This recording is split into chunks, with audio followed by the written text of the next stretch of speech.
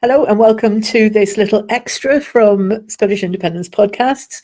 The reason we're doing this show is because there's an election, a by-election taking place in Stranraer at the moment. There's been a few by-elections recently. There's one in Fife, which was won comprehensively by the SNP. There's just been one in Stirling, which has resulted in all the councils in the Forth Valley area not only being SNP majority councils, they're all led by women as well, which I think is quite a turnout. So when we heard that there was one going on in Stranraer, we thought, oh, I wonder what's going on there. So we have invited the local SNP candidate and the Green candidate to come and speak to us. If it was a national election like Holyrood or Westminster, I mean, we definitely would be looking to talk to candidates. We haven't actually engaged with a local level of elections before, so I really enjoy talking to the candidates. And yeah, it's just something a bit different. And you know, as a podcast channel, we're pro-independence, but you're non-party political, so we're not suggesting vote for the one rather than the other. But of course, we would quite like it if there was independents voting councillors down in Stranraer. Yeah, so hope you enjoy this. So let's meet our first guest, who's Simon Jones of the SNP. So Simon, it's very nice to have you here, and we appreciated you contacting us to sound us out about maybe having a wee chat with you on the podcast. Tell us a wee bit about what made you contact us. So I'm standing as a candidate in the Stranraer by-election for the SNP. The voting day is 20th of November. So I've been a long-term fan of the podcast. I think that the SNP is a part, not the whole story, but a part of the independence movement. And I think there's no better place for someone who cares about independence, for someone who cares about the SNP to be than talking to you two on Scottish Indie Podcasts. Well, that's a lovely introduction. That's fantastic. You know this, don't you? Like the podcast that's up, we're definitely pro-independence. We're not party political. We don't support any particular party, but we do support all of them like us who want independence. Obviously, that includes the SNP. And have you stood as a candidate ever before, or was this completely new territory for you? No, I mean, my background is about 3 years ago, no one wanted to be convener, and Emma Harper, the MSP, said, Simon would be good, and I kind of got stuck with it, and I haven't been able to get rid of it since. So I did put my name in as a councillor candidate, but it was it kind of sits at head office for a long time, and you don't hear anything, and then suddenly it's like, oh, we might need a candidate. Are you on the list? Have you been through vetting? That kind of thing. It's like, right, okay. When you got in touch with us, you had such a great phrase when you were talking about Stranraer, and you said it's an interesting area because it's a forgotten, isolated town, but it has really positive projects, opportunities, but grim challenges. And then you said it's a test of the Scotland we want to build. And I thought that's a great concept. Yeah, test. Tell us a bit more about Stranraer. It was a town built around the ferries to Northern Ireland. And about 8 years ago, they moved the ferries further north up the loch to be nearer.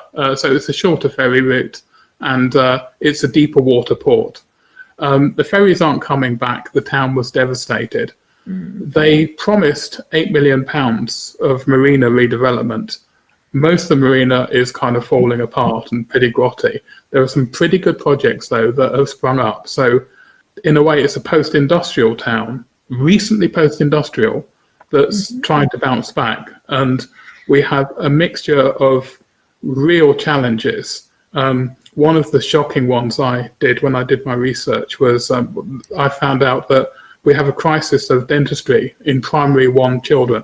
Another problem thing with teenage maternity. We have a lot of teenage babies. In one part of Stranraer, it's 15 times the national average. Really? Wow. We have high child poverty. They split Stranraer into 3 parts in the data analysis. And one part, male life expectancy is 69.6. The way I see that is someone my age, left school at 16, works hard all their life, gets to 67, which is my retirement age, our retirement age, retires, and after 51 years of paying in all that national insurance, they live 2.6 years and drop dead, on average. Now, that's not fair. it's a trajectory. It's hard to change people who are 50, 60, maybe got some bad habits, maybe drink, smoke, haven't seen a vegetable for 20 years. But we can challenge that, and we can also make sure that the new generations coming through don't go down the same path, that we offer them good alternatives.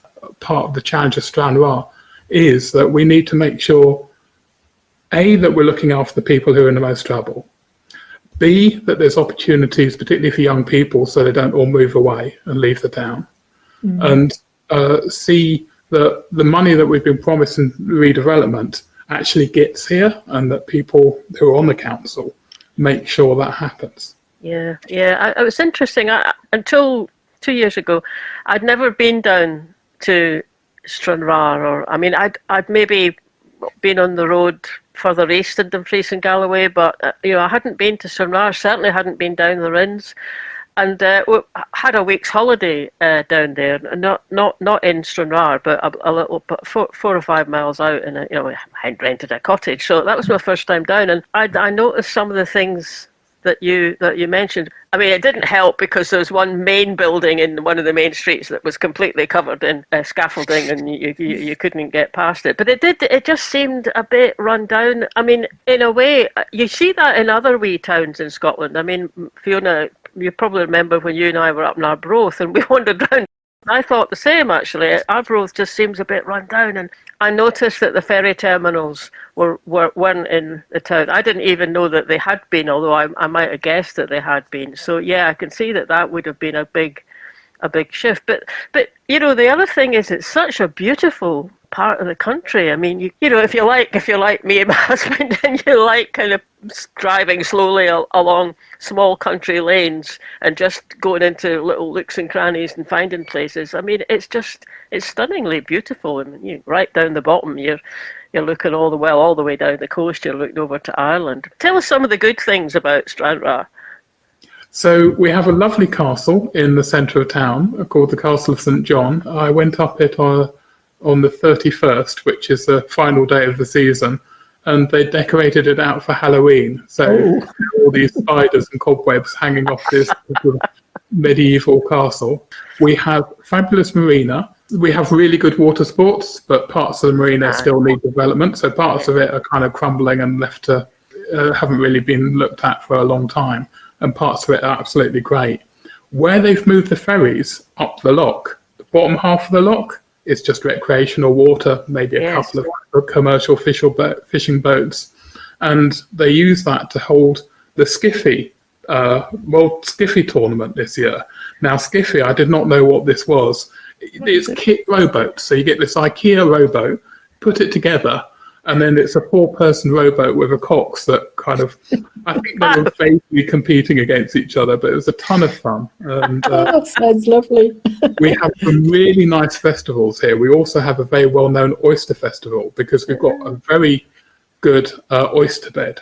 It's kind of quite a rare biohabitat, and we've got a very well-protected oyster. Yes. Oh, good. I know. I was thinking that when I was down. Actually, I thought that the loch is so sheltered, isn't it? if you're learning for your kids or an adult, like learning to sail or something, it's a safe part of it to learn in, because you're well away from the open sea, and it sounds like the oysters then like it as well. What do you think the main things are going to matter to people as they go and vote on the 20th? People are feeling the cost of living crisis. We're just coming into that time of year when you look at your electricity bills and goes, that's not like last month's electricity bill. Poverty is an issue, and people don't always see it as poverty, but affordability of things. There's a fair amount of resentment of various governments. We make a decision in this country to prioritise economically efficient development. So we build trains in Glasgow, in Edinburgh, because tens of thousands of people use them. What we don't do is see it as a whole country where we make everything work. Now, if we joined up our country, we would stretch down into the corners like Stranraer and look after parts of the town. So one issue I think is very key here. is the issue of the closing of the maternity ward at the Galloway Community Hospital, the Stranraer Hospital. They shut it down, and now women have to drive to Dumfries, which is an hour and a half away by car, at least, to give birth, or have a baby at home. There was a very concerning story where the car had to stop when the women gave birth in a lay-by, and she was interviewed afterwards and said it was horrible, it was scary. So we are not seeing Stranraer as part of a whole country where we develop the whole country. How many miles away is Dumfries? Dumfries is, I think, 75 miles. Oh, it's a fair distance, that, isn't it? And yeah, because as you say, with a different sort of mindset, you could sort of look around the country, right around Scotland, and think, okay, look, could be a sort of hub there, and there's another little town, and well, you know, not too small, but not too big either. And you'd think Stranraer would fit into that as a sort of hub of a network for that part of the Dumfries and Galloway. I mean, I suppose it's always costs and efficiencies, really, and bigger is usually ends up being cheaper, but cheaper to run maybe, but not so convenient, and not necessarily cheaper for people to get to. So the idea that it's more efficient to put all the money in the cities, actually, it just makes everything that isn't a city more expensive. These towns full of derelict buildings and high streets that have failed, they're not cheap to run. The people who can't find work claim benefits instead of having good opportunities, life-changing opportunities. If we fail people in their 20s, they might be on benefits for most of their life, in and out of work, instead of going on for a good job, satisfied, fulfilling career, earning lots of money, having a happy life, and paying lots of tax. So I don't agree that it's economically efficient.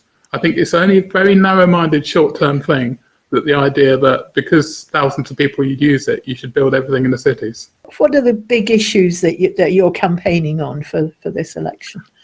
So I currently work for Systems Advice, Dumfries and Galloway Systems Advice Service. And I have a background in charity. I've done a lot of work with Dumfries town projects, including I was 3 years Secretary of the Lawburn Community Council.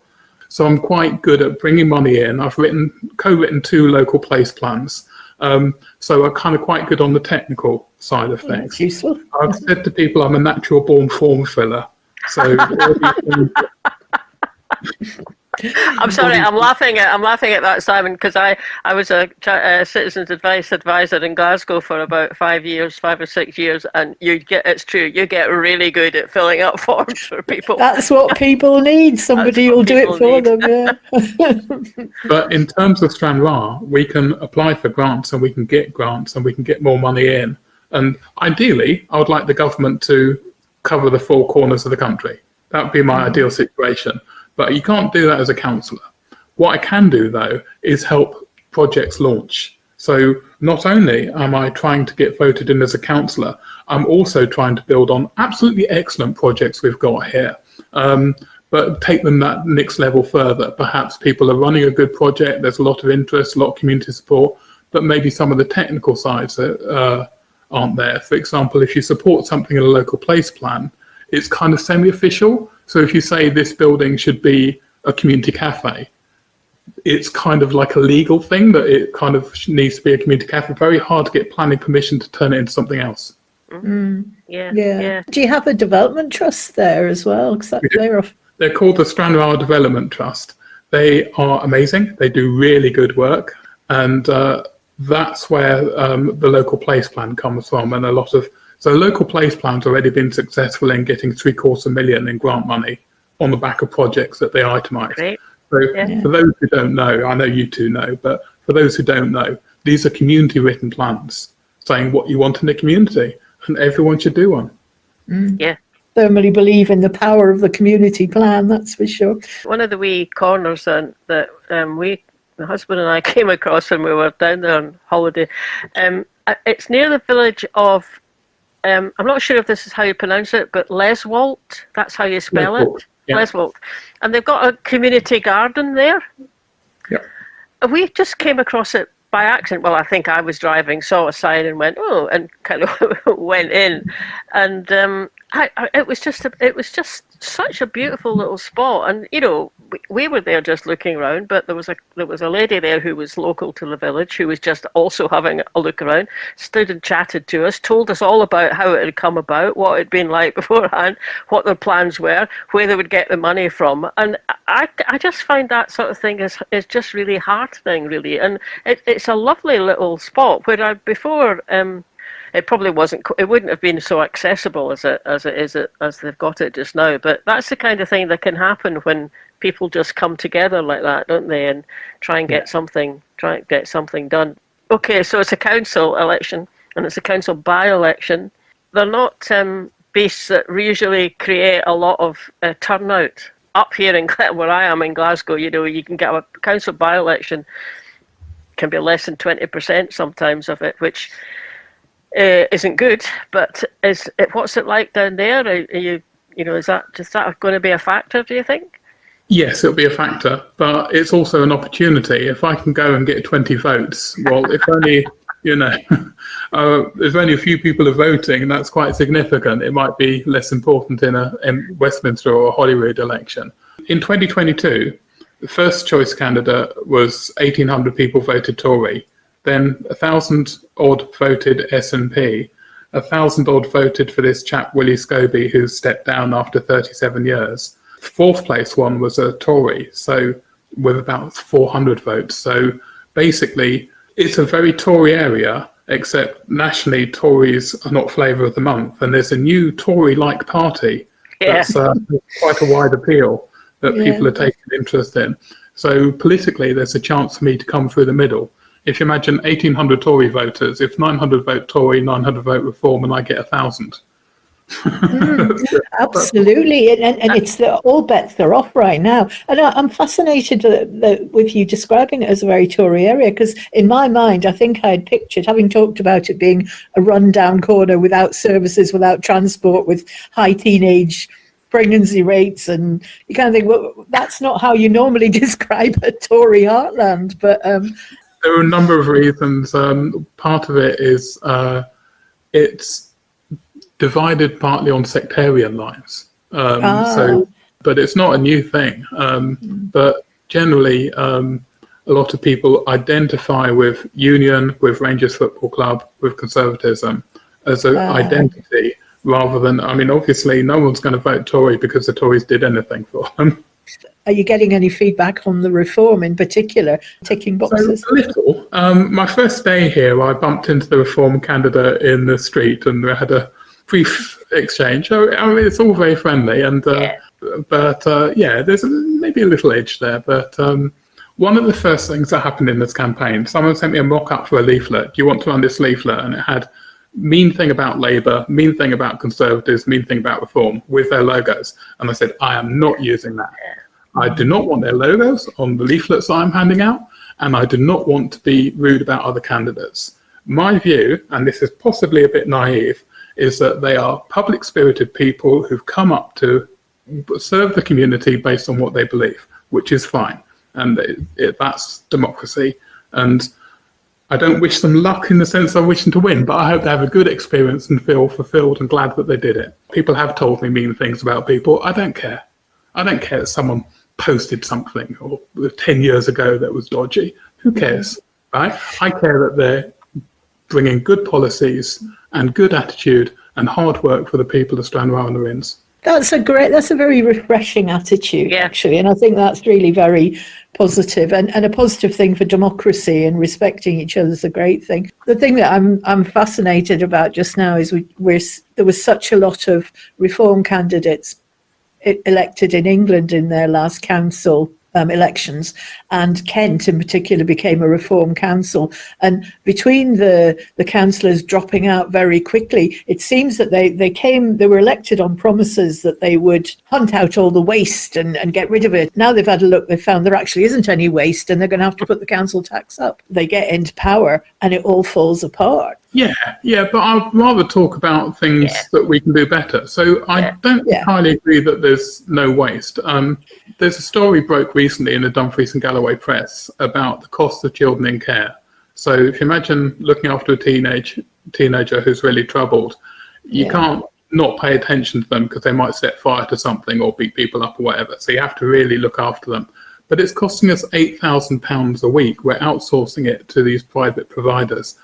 I think we're being rinsed. I think that they are taking us as mugs. And I think that we really have to work so I can understand why people would say yes to these terrible deals. And it's because they have a statutory duty to make sure these kids, they can't just leave them to wander the street and set things on fire. So they have to make sure they're looked after. And the providers know that and jack up the prices. I think we need to be smarter about the way we spend the public's money. I think a little bit of channeling, as a Londoner, channeling Del Boy, get better deals, wheel and deal a bit. It's like, I'm not paying £8,000 for that. You must be joking. Well, there's an interesting... I suppose with those, it's interesting that though, isn't it? Because it's kind of like the council is stuck with a very immediate need that they have to fulfil. And so these guys can, step in and make a packet from it. But then the answer is long-term planning, isn't it? It's kind of long-term, kind of thinking something through and setting something up and getting the proper, background kind of skills there. And maybe that's something that you'd hope that any council would be trying to do that, because in the long term, apart from any other benefits, you save money. But I can see that it's difficult actually, just faced with, I need to do something now, or the social work department has to do something now, compared to the council is probably going to take. I mean, it's probably a decade-long project to get something like that in place, but one that'd be really worthwhile doing. If we said to you, you've got a minute to state your case. With no repetition, hesitation, or whatever the other one is. Mike. Anyway, we digress. Go and give yourself a minute. Vote Simon Jones in the Stranraer and The Rhins by-election in Ward 1 of Dumfries and Galloway on November the 20th. That's a Thursday. Vote for me because I will work hard to bring money into the region. Your council has got three parts. Your Stranraer councillor should be for Stranraer. If they say we're going to build a road in Dumfries or we maybe build one in Stranraer, you fight for Stranraer. That's your job. So I will champion Stranraer. Next thing the councillor does is solve problems. My day job is at Citizens Advice. People phone me up, I've got a problem. I do this for a living. I know how to do this. I will fob some of you off to Citizens Advice, but I will solve your problem. I will send you to someone who can help you. The third part of the job, and I think this I uniquely bring, I've got a background in community development. So I will try and bring in projects. I'll try and work on the fabulous Stranraer local place plan. I will try and do things that bring wealth and prosperity into the area by working on bringing these projects, filling out the forms, grant applications, getting money in, getting jobs for young people in these projects, rewilding, marina development, water sports, permanent year-round jobs is what we need here. And I will work to do that. And I think I'm uniquely able to do that. Very good. Very good. Yeah, very good. It's been nice, great talking to you. Lovely, yes. And so that your forgotten corner, suddenly we're all talking about it. Thank you so much for having me. I really enjoyed that. He's just thought things through. And I loved what he said about he wanted his campaign to be positive. He didn't want stuff to be going out that was just kind of rubbishing other people. He wanted things to be done on a creative, constructive, positive sort of basis. I just really, really liked when he said that. Do you know the other thing that he said that I think a lot of people would go for? He's very good at filling out forms. Yes. So if you need a hand with that, we all need a hand with that. Absolutely. And now we've got another of the candidates in this by-election. This is Michael Havard, who's standing for Scottish Green Party. We know what we're like up in the Central Belt, but we'll probably know where Stranraer is because it's the bottom of Rhine. But what is the Rhins the bit that goes north and south from Stranraer that sort of goes, like that? Rhins is the bit that will become an island in about 20 years. Okay. It's the peninsula, yes. Topped by Causewell Lighthouse at the top. Yeah. And the Mull of Galloway Lighthouse on the southern, which is the southernmost of Scotland. Yeah. And by the way, to anyone listening, a very nice day out, if I might point out, with the Logan Gardens just next door, which is an incredible place. And I'm already acting like a tourist commission, so I'll hug my No, you're talking to the converted here. I have to say this is my first ever trip down to the Rhins a couple of years back, and we went to both those lighthouses because we like lighthouses, and the Logan Gardens. It's a really, really lovely part of Scotland. It's ridiculous that I haven't been there before. Actually, it's just gorgeous. And the reason I'll mention the Logan Gardens is I think it's really important for multiple reasons. One, it's an amazing garden. It is. But two, it's one of the only places, if not, I think, the only place in the Northern Hemisphere that's able to grow Australian and Tasmanian plants because of our climate and weather conditions. Really? Oh, I didn't know that that. in 20 years that might be gone. Because if things keep changing the way they're changing, at the speed they're changing, they won't have that climate. Yeah. And that, of course, is absolutely something that we need to be facing up to now. I mean, is that one of the things that made the decision to stand for the council? I've been involved in environmental kind of politics for about 7 or 8 years, but environmental side of things for 25 years. I've worked with Greenpeace for the last 10 years, 11 years, where I helped them do fundraising at Glastonbury Festival, which is, by the way, what I do. I work at festivals and events. So I have quite a lucky lifestyle. Yeah. I don't make a huge amount of money at all, but I really enjoy myself. Why did I put myself forward to stand? One, I live in the area. The by-election came up, and the word went out and said, would someone like to stand? And I said, yes, of course, I live here. And yes, I'm new here. I've only been here a couple of years. But green policies and green politics and philosophy is something that's global. And that's one of the reasons I really like it. I wanted to voice things that aren't necessarily heard, because this sits within Dumfries and Galloway Council, which is a lot bigger. And like, as a reference back to what you said, as you folks in the Middle Belt, north and south, we don't get heard. And it's not that huge amount of difference between kind of Dumfries. You know, Dumfries is the capital of Dumfries and Galloway from a councillor perspective and a political perspective. But I wanted to have a voice, or put my voice from a green side of things, from over here. Have you had any experience before of being in elected office? No, but I have stood before. I was the co-chair of Parliament's Riding Green Party for a wee while when I lived down in Hull, which is a interesting segue into kind of why I'm here and why I'm involved in politics and the concept of independence. And I'd like to get in one of my wee taglines. My tagline is, I am pro-independence because I'm anti-nationalist. Oh, go on then, unpack that for us. I think nationalism in most of its forms, quite dangerous and quite often taken and carried as a baton by people who have no intention of decency and honour to other human beings and fellow people, whether you're referencing Farage or Marine Le Pen or Putin or Trump or the multiplicity, Orban and all of these people around the world who use nationalism as a stick.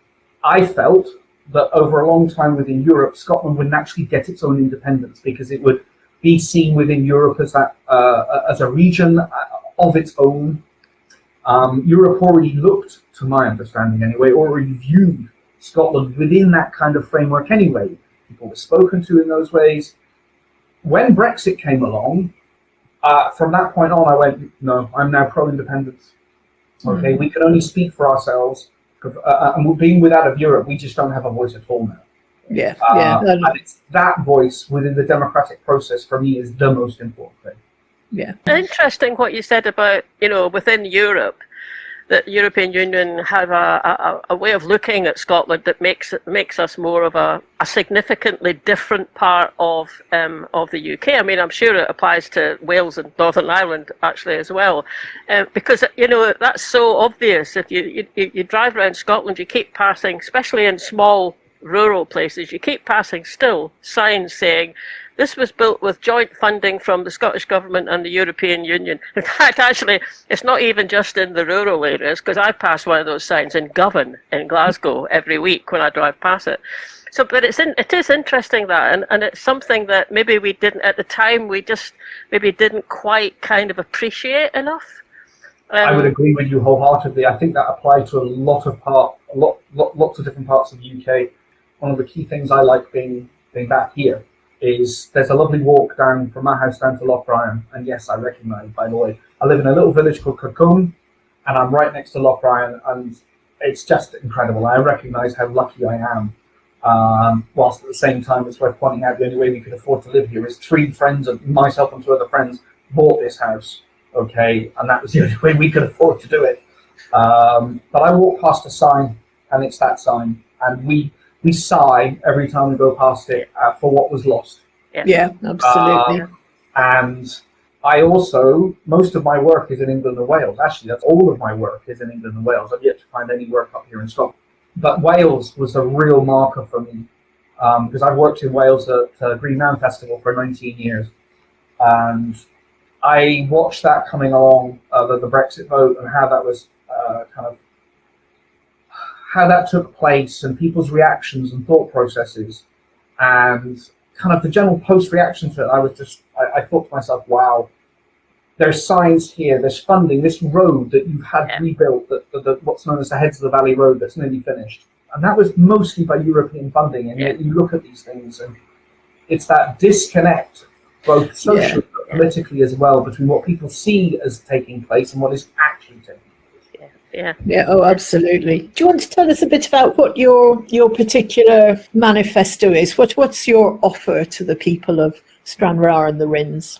And one of the big things on here is written down: don't talk too much, stick to the subjects they want to listen to, not what you want to talk about. Transport.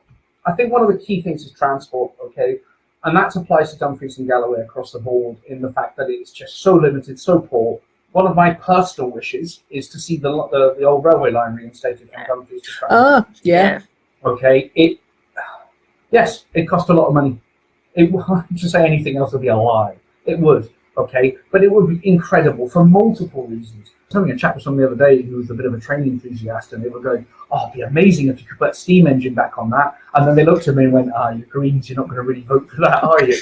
And I went, "I mean, I get the point, probably not, but the idea, because it's such an incredible drive, and it would be such an amazing train ride. People would come from all over the world just to get on that train, okay? And it would be so helpful to us, both from a personal level, like people just getting to where they need to get to and do the things they need to do. But it would also be really, really beneficial to be able to move freight transport from the main connecting hubs to get all of these lorries off the road. And there are so many.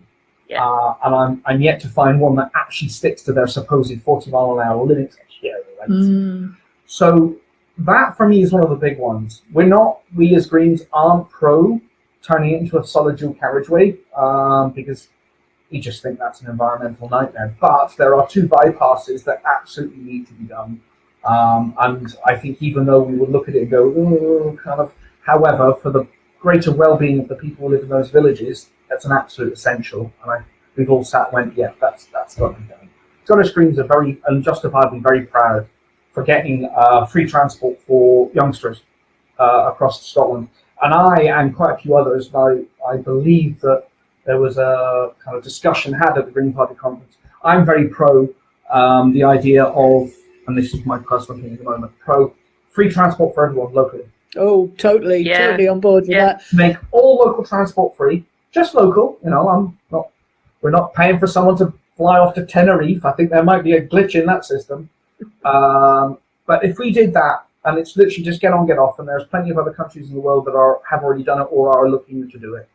Okay, it would be one of those. I suppose it's in the same way as UBI that people talk about universal basic income, which I'm pro. I had ums and ahs about it, but I've come out and decided, you know what, this is pro. It's about creating this. Just breathing space for people. When people get time to breathe, they quite often get time to make more rational and sound judgments about everything they do in their life. The fact that we're just all running around, really hectic, chasing our tails, means a lot of people don't even have a chance to really think about what's going on around them, because everything is politics, whether it's your TV or your car or everything. It's all politically tied in. So transport is a big one for us. Things that really, and that's like a Green Party thing, okay? And there's the local issues, which are also fit really well with kind of Green Party, is healthcare, okay? We have got an amazingly beautiful new hospital in Dumfries. And as someone with disabilities who requires kind of fairly constant checkups and medical attention, it's a long way to go. You know, we have some medical services here in Stranraer, but they're just being degraded. And again, I recognise I'm probably preaching to converted on this one across the board. But I had a very interesting conversation in a cafe here last week. 3 women with their children ranging from 3 months to a year and a half. And 2 of them had moved away from this area because they were concerned about the maternity facilities that were available, because they were having to look at going all the way. And if there was a complication, they were worried about it. You know, it's all well and good when it's all working fine, but complications still happen. And that applies across the board. So we have very limited medical services here. Some are private clinics, sort of privately run practices through the NHS, with all the convoluted paperwork that goes behind it. And it's about getting services that are quick and easy to access. And it's something that a lot of local people are really bothered by. You can hear exactly the same thing up in Inverness as well. It's sort of the corners, you know, anything that's away from the centre. And it's this argument between big might be cheaper to run, economies of scale, but actually small is better. Small and local is what people need. So yes, that's I can quite see that one. I fully agree. I think there's, like all of these things, there's a nuance to every conversation about these things. Big hospitals can be very useful and are fantastic for certain things. I am not going to fault that hospital over in Dumfries and Galloway. It's a pleasure to go to. The cafeteria alone serves a great cheese toasty. Yeah. Well, that's a good sign. Really good sign it is. Cracking cheese toasty. And they're great people, and it is fantastic service, but it's just so far away, and there are so many different things that it just makes it harder. And so, again, I'm just agreeing with you, but there are certain things, as you said, that really need to be kind of, look, you can do this locally, this can be managed locally, and it's not like we don't have the funds to do it in this country. That's interesting, because, I mean, it's true, if you're setting something up, like a new hospital, I mean, there are definitely, you know, benefits, economic benefits of scale to do it. So you have a lovely hospital up over in Dumfries. So fair enough. And maybe you always need, you know, a kind of more of a specialised centre. But the other thing about having things locally is it helps the local economy, doesn't it? So on a bigger perspective and certainly a longer term perspective, it's worthwhile working out the arithmetic of that and doing it. And it's something I would have thought the Green Party, you know, probably well aware of. Oh yes, a perfect example again is I'll reference back to the 3 ladies in the cafe. 2 of them moved away. How are we going to maintain young people in our environment when the medical services aren't there to cope with it? And that's just one of the multiple factors that you so rightly pointed out. If you've got those things, those are the little things that people don't always see about driving economies in an area. They'll be going, oh, so is there a new factory there? And what are these jobs? And it's like, yeah, okay, maybe. But if you've got 20 or 30 people who work there, suddenly people are going, you know what, I'm not moving away. I like living here because this is a lovely place to live. And it is a lovely place to live. Yeah. And those are local jobs as well. And people are spending their earnings locally. Yes. This place already lost 30% of its financial revenue, for want of a better word, when the ferries moved. Yeah. Stranraer was hit so hard when that happened. Now, I didn't live here then, okay? But I recognized when I moved up here, we were kind of like a lot of towns in rural towns all over the United Kingdom, not just here in Scotland, okay? You're seeing things pulled away, as you said, pulled to the centre. And all it does is it forces what I refer to as the East Nuke or Cornwall situation. And my folks are over in Fife, and I can see the local villages around on the East Nuke, from Inster to Crail to Pittenweem to Ely. Ely is over 55-60% second homes now, and it's just this continuation of this process. And it's an irony because there's a catch-22 that the fact that Dumfries and Galloway's tourism is going up. I had a lovely conversation last year with a French couple. I was busy repairing my front door or repolishing it and getting it back to its original state. And there was a couple going over the road, and I could hear them, and I could hear their French. And I obviously, as I said, I miss France very much. And I thought, opportunity to have a wee natter in French. I started nattering away to them because, as you can probably tell, I do talk a lot. And one of the first things they said to me was, do you know other places to stay here? it's so hard to find places to stay here. We've had to stay down in the Wigtown area, where there is a lot more places to stay, but also a lot of Airbnbs, a lot of kind of like of those bookings.com Airbnb style places, which in of itself, that's a separate conversation about. It's basically the East Newping of Dumfries and Galloway. Yeah, it's balance, isn't it? I mean, if you want to attract tourists, they do need somewhere to stay. But equally, if you want people to live there, it can't be 80% B&B. So Yeah. What other issues are on your manifesto? Well, obviously, one of the key ones is there's a very small amount of people in this country who owe us a lot of money. Can we have it back, please? And we all in Scotland need it back. And we all in the UK need it back. And in actual fact, if I'm very honest, it's a global issue, but one that really matters to us in the Green Party.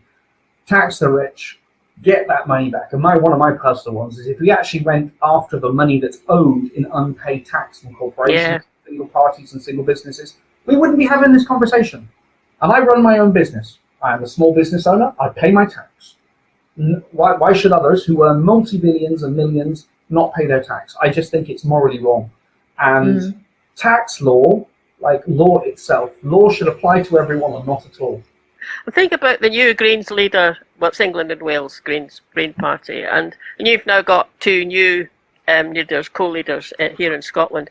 Is there chat going on between the two Green kind of tranches in the UK? One of the key things that I was arguing about quite a few years ago is the fact that us environmental and green people have spent 25, 30 years trying to point out to people using facts, data, proper sound logical arguments, and huge amounts of scientific work to say to people, look, we're bleeping things up and we really need to do something about it. And no one's paid any attention. Okay, and I'm of the argument, and Zach is a perfect example of this, you have to appeal to people on a much simpler level, non-academic, because it's one of the biggest single issues that I find is people who are academically trained naturally fall into a position where they use language that doesn't work for everyone or doesn't make sense. Okay, and we need to appeal to people's hearts and souls about what really counts and use language that everyone can understand. I'm not academically trained at all. And the best I managed was 5 Scottish Highers, and I was quite chuffed I managed to get 5 C passes in Highers, to be honest. I was much more about the cricket and rugby pitch than anything else. But most people don't think like that and act like that. And we have to appeal on a very different level, and we have to be unafraid of standing there going, no, that's actually racist rubbish, and you know what? It doesn't apply. So can we just move on and stop kowtowing to this rubbish? So, I completely agree with that, and that actually is the level on which the opposition, if you like, is succeeding. If you think in terms of reform, it's that combination of ignorance and anger. If you can get that generated, you can persuade people of nearly anything. So, who do you think's your main opposition at the moment in Stranraer and The Rhins? Is it up for grabs for anybody, or who's our main opposition? The reason I chuckled and laughed, by the way, about your opposition, I am not naive to think this is a really high Green voting area. Dumfries and Galloway is one of only 2 Conservative seats in the whole of Scotland. Okay, it has a very different makeup, and I recognised that very quickly when I went to a what was it called? Sorry, National Parks discussion, and I am deliberately using them discussion. It was better to be referred to as an ambush of the poor people that were trying to get the national park put in place. You're dealing with vested interests. You're dealing with people with a lot of money. I've just, for a good example, just received the 3rd letter through my door for the Reform candidate. Okay, they've got money. They've got a lot of money. Allegedly funded by dear old Mr. Putin himself. Almost certainly fossil fuels, and even if it's not Putin or Elon Musk, from your point of view, and for Scotland generally, it's probably not money that's raised in Scotland. No, it'll be money that's raised, because that's the case all over with our elections. So many of our people who stand, they're local and everything, but they are standing for a UK-based party. So the money that's available is coming from the rest of the UK. I mean, it's a thing that Fiona and I talk about a lot with people. Yeah. For me, they're intricately tied to fossil fuel companies. Okay, if Yeah. you look at the kind of the money coming out of Gazprom alone, Gazprom had enough money to sponsor the Champions League. Okay, and if you think about where all of this kind of, for me, they're part and parcel to the same kind of groups. They're oligarchs, they're anti-democrats. Their intention is to basically fund people that help to divide so they can keep maintaining this. We don't need fossil fuels. We don't. We have got all the assets we need to move to a carbon-free process really quickly, and we're getting there. I mean, one of my personal biggest bugbears, and it's partly because I lived in Hull for 5 years, was Drax and the wood-burning power station in Selby. Yes. Chopping primary rain forests out of Canada to burn in a... I mean, what are we doing? Labour want to bring nuclear power back in Scotland, which, Yeah, I know. Well, look, good luck on the 20th. Yes, and, lovely to meet you. At least, in Scotland we've got a proportional representation kind of voting system for the councils, so that helps all the way around.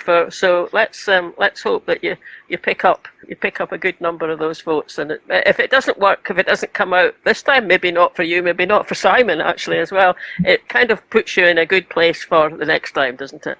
I'd just like to say thank you, by the way. As I said, it was my first time I've ever done something like this, so I really appreciate you both. Thank you so much. Okay, You're very welcome. good. Well, I really enjoyed speaking to both of those candidates. Michael was he was saying this is for his first time on a podcast, so well done, Michael. You did fine. Yeah, it was. It's just really good to kind of listen to two people down there. They care a lot about their local communities and their local countryside, and they want to get in there and help it and bring things forward a bit and develop stuff. It's great. We'll see what happens on the 20th, but good luck to both of them. There are other candidates standing, of course, in the election. We chose to speak to the two that were in parties that believe in Scotland as a country. The other parties, you can find out anything you want to know about them on Dumfries and Galloway's website. Yeah, and if you live down in the Rhins, you probably have all their stuff through their doorway already. But yes. Remind everybody again, the election is on the 20th of November. If you live down there and you've got to vote, please go and use it in whatever way you think is best. These are all people who are putting themselves forward to serve their communities, and you've got to applaud that. So well done, everybody who's standing, and good luck. We look forward to the results with interest. Thanks for listening, everybody. I hope you enjoyed that. If you want to make sure you're following us and subscribe to us, then you get notified every time we put something new out, so you don't miss anything. That would be great. Also, you can click the little bell if you're watching on YouTube. And sign up for our mailing list. You can do that from the website, and we always send one out at the beginning of each month to tell you what's happening. Last but not least, you can buy us a coffee on coffee.com.